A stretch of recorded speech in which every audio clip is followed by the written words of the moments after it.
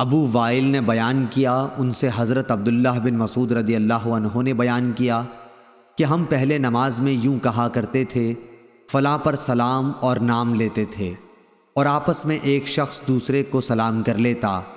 نبی کریم صلی اللہ علیہ وسلم نے سن کر فرمایا، اس طرح کہا کرو۔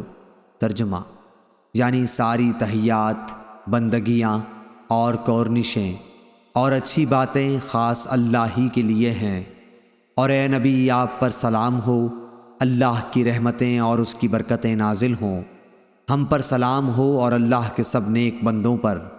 میں گواہی دیتا ہوں کہ اللہ کے سوا کوئی معبود نہیں، اور گواہی دیتا ہوں کہ محمد صلی اللہ علیہ وسلم اس کے بندے اور رسول ہیں۔ اگر تم نے یہ پڑھ لیا تو گویا اللہ کے ان تمام صالح بندوں پر سلام پہنچا دیا جو آسمان اور زمین میں ہیں۔ صحیح بخاری حدیث نمبر 1202۔